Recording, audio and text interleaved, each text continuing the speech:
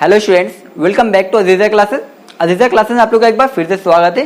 तो बच्चों, आज हम लोग ट्रिग्नोमेट्री का सबसे इंपॉर्टेंट चैप्टर पढ़ने जा रहे हैं, हाइट एंड डिस्टेंस। ये ट्रिग्नोमेट्री का सबसे इंपॉर्टेंट चैप्टर इसलिए है क्योंकि यहाँ हम लोग ट्रिग्नोमेट्री का जितना भी फॉर्मूला पढ़े हैं ना, सारे फॉर्मूला को हम लोग यहाँ यूज कर लेंगे। जितना भी फॉर्मूला, कुछ हम लोग नया नहीं पढ़ना है, हम लोग बस जो पढ़े हैं उसको हम लोग को यहाँ यूज करना है। बस यहाँ आप लोग को नया दो एंगल के बारे में पढ़ना है, एक एंगल ऑफ एलिवेशन, एक एंगल ऑफ डिप्रेशन। तो मैं बताता हूँ ये दोनों एंगल होता क्या है, ठीक है। तो बच्चों, यहाँ पे मैंने एक फिगर ड्रा किया है, ठीक है। ये फिगर जो है, फिगर आप लोग देख रहे हैं, इस फिगर में ये जो है ये बिल्डिंग का लंबाई मान लेते हैं ये कोई बिल्डिंग है या फिर कोई मीनार। आप लोग को जनरली बिल्डिंग आएगा क्वेश्चन में या मीनार आएगा। और ये कोई पर्सन है, ठीक है। ये पर्सन है, ये बिल्डिंग के टॉप को देख रहा है, ठीक है। ये पर्सन जब बिल्डिंग के टॉप को देखता है तो यहाँ पे कोई एंगल बनता है। तो इस एंगल को हम लोग क्या बोलते हैं? एंगल ऑफ एलिवेशन बोलते हैं। और इस लाइन को हम लोग इससे मिला देते हैं, ठीक है। तो ये एंगल हमारा क्या होता है? Angle of elevation. इसको हम लोग बोलते हैं angle of elevation. Angle of elevation हो गया। और इस लाइन को हम लोग क्या बोलते हैं? इसको लाइन ऑफ साइट बोलते हैं, ठीक है। और ये क्या हो गया? ये हमारा बेस हो गया। तो ये जो लाइन है और ये लाइन दोनों आपस में इक्वल होगा। ये दोनों आपस में क्या होता है? इक्वल होता है, ठीक है। और यहाँ पे हम लोग इसको मान लेते हैं, ए मान लेते हैं। ये हो गया बी हो गया, ठीक है। और ये सी, ये डी और ये ई। और ये हमारा कितना डिग्री रहेगा? 90 डिग्री रहेगा। तो ये एंगल ऑफ एलिवेशन हो गया। जब हम नीचे से ऊपर की तरफ, टॉप की तरफ देख रहे हैं तो वो जो एंगल बनता है बेस से, उसी को हम लोग बोलते हैं एंगल ऑफ एलिवेशन बोलते हैं। अब हो गया, अब आता है हमारा एंगल ऑफ डिप्रेशन। तो एंगल ऑफ डिप्रेशन क्या होता है? तो एंगल ऑफ डिप्रेशन में क्या होगा? ये जब नीचे से हम लोग ऊपर की देख रहे हैं तो एंगल ऑफ एलिवेशन, सपोज ऊपर से कोई पर्सन है, ठीक है। ऊपर में कोई पर्सन है और ये नीचे की तरफ देख रहा, यहां देख रहा है, ये नीचे की तरफ। तो यहां पर जब ऊपर से नीचे की तरफ देखेगा ना तो यहां पर एक एंगल बनता है, यहां पर एक एंगल बनता है, ठीक है। ये एंगल मेरा होता है एंगल ऑफ डिप्रेशन। तो ये एंगल जो होता है इस एंगल के क्या होगा? इक्वल होगा। क्यों इक्वल होगा? क्योंकि ये लाइन और ये लाइन क्या पैरेलल है और ये इसको कट करा तो अल्टरनेट इंटीरियर से ये थीटा, तो ये भी हम लोग क्या मान लेंगे? थीटा मान लेंगे। तो ये दोनों एंगल आपस में क्या होता है? इक्वल होता है, ठीक है। तो यहाँ पे ये एंगल ऑफ डिप्रेशन कब बना? जब हम लोग ऊपर से देख रहे हैं ना, ऊपर से नीचे की तरफ देख रहे हैं तो एंगल ऑफ डिप्रेशन बन गया। और जब नीचे से ऊपर की तरफ देख रहे हैं तो एंगल ऑफ एलिवेशन। तो आप लोग का एंगल ऑफ एलिवेशन और एंगल ऑफ डिप्रेशन पहचानने आ गया। लेकिन यहाँ पे हम लोग क्या देखते हैं कि कभी कभी ऐसा भी क्वेश्चन आता है कि यहाँ बेस से डायरेक्ट जुड़ जाता है, ठीक है।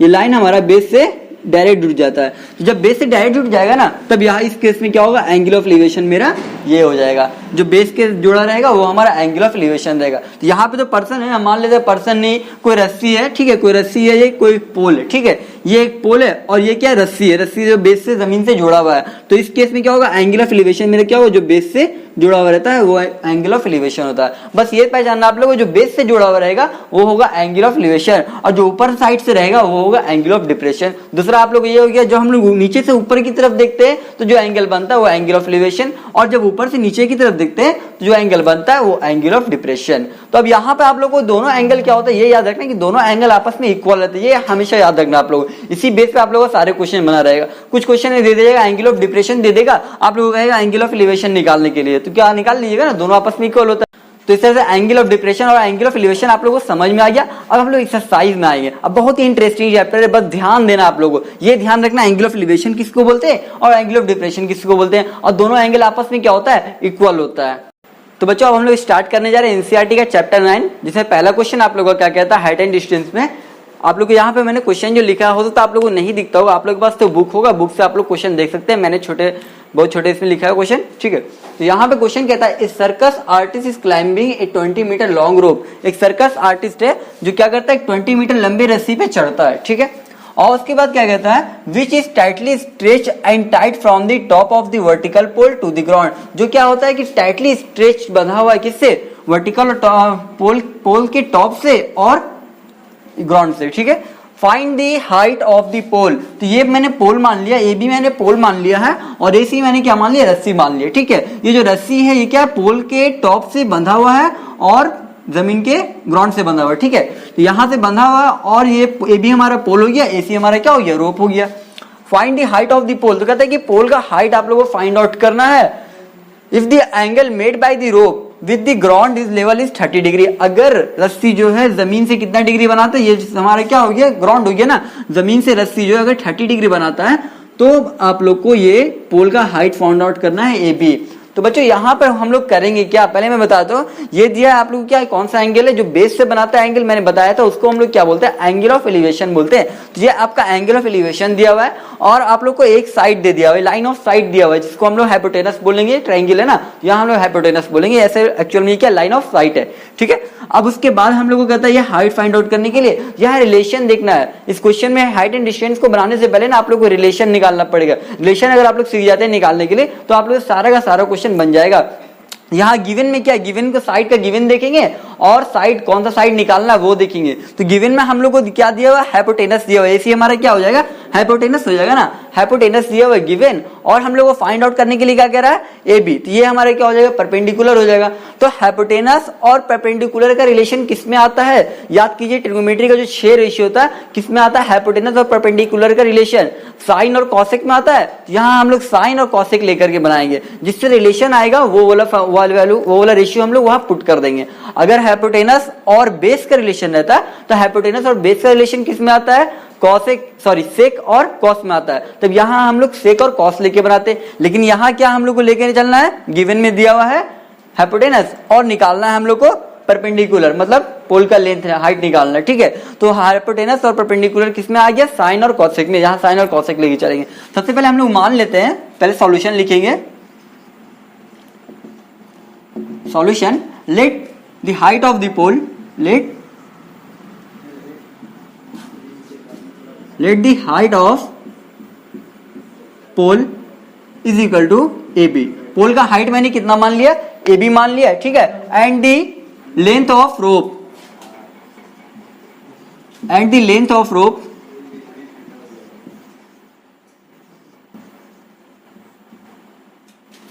AC इज इक्वल टू कितना माना मैंने, 20 मीटर, सॉरी 20 मीटर तो दिया हुआ है, AC मान लिया है ना।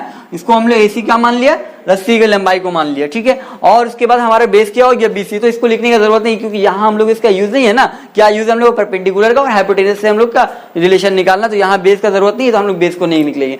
और एंगल जो बन रहा है उसको लिख लेते हैं, ठीक है। एंगल कितना बना रहा है, एंड एंगल मेड बाय रोप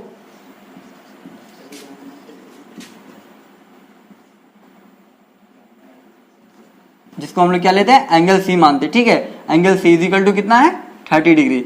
तो इस तरह से हम लोग गिवन लिख लेते हैं। आप लोग अपने लैंग्वेज में लिख सकते हैं, मैंने बहुत शॉर्ट लिखा, ठीक है, बहुत सिंपल लैंग्वेज लिखा। आप लोग इस लैंग्वेज का भी यूज कर सकते हैं, और नहीं तो आप लोग अपने मन से भी लैंग्वेज लिख सकते हैं, कोई दिक्कत नहीं है। आप लोग कोई भी लैंग्वेज लिखिए। तो अब हम लोग सॉल्यूशन में आएंगे, ठीक है। सॉल्यूशन में मैंने आपको क्या बताया था, अभी हम लोग इसमें क्या दिया हुआ है, हाइपोटेनस दिया हुआ है ना, और क्या निकालना है हम लोग को, परपेंडिकुलर।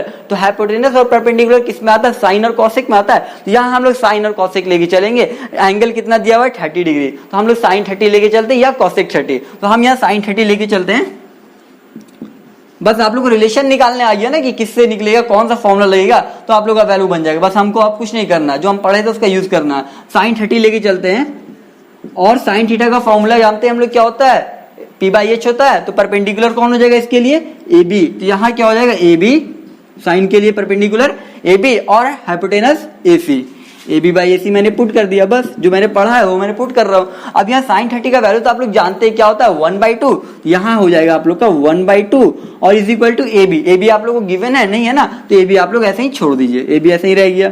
और AC तो आप लोग को गिवन है ना, AC आप लोग को कितना दिया हुआ है, 20 मीटर। तो मैं यहाँ AC की जगह 20 पुट कर देता हूँ। अब हम लोग इधर आ जाते हैं, ये 20 इधर क्या डिवाइड में, जब इधर जाएगा तो क्या हो जाएगा, मल्टीप्लाई हो जाएगा। 1 से 20 मल्टीप्लाई हो जाएगा तो 20 ही रह जाएगा। यहां हो जाएगा 20/2 is equal to AB। Cut जाएगा ये 10 बार में, then AB is equal to कितना आ गया, 10 मीटर।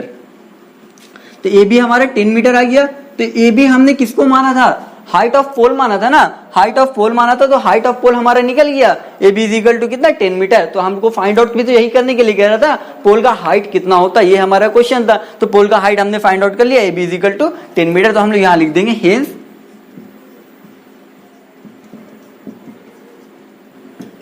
द हाइट ऑफ पोल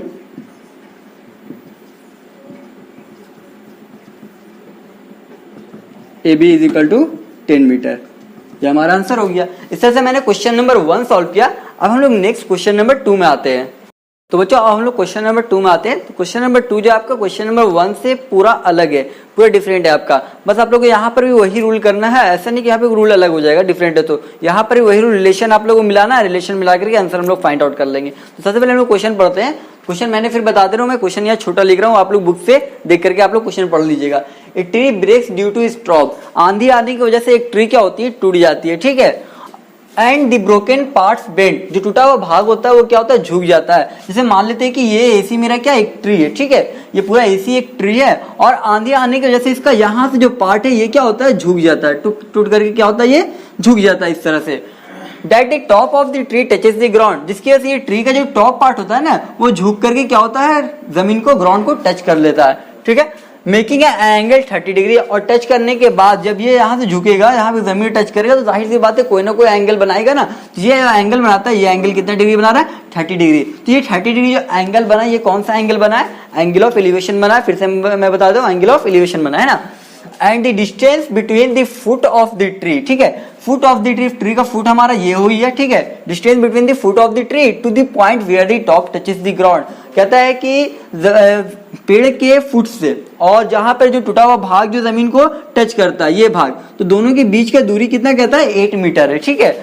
तो find the height of the tree, यहाँ हम लोग को क्या फाइंड करना है, ट्री का हाइट। तो ट्री का हाइट क्या होगा बताइए तो आप लोग, BC होगा या AC होगा।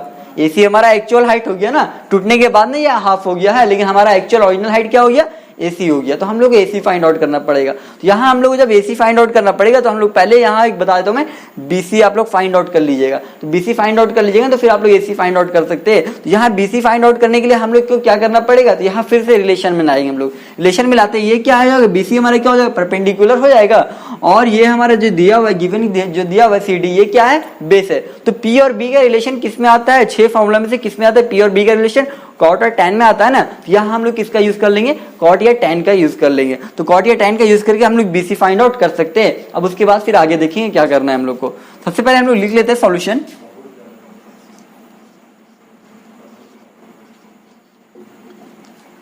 Late AC is a tree, let AC is the height of tree, tree के हाइट को हमने क्या मान लिया, AC मान लिया। And the bend part, the bend part is BD, जो झुका हुआ भाग है वो क्या हमने मान लिया, BD मान लिया। And the distance between the, and distance between the foot of the tree and ground touches the top part,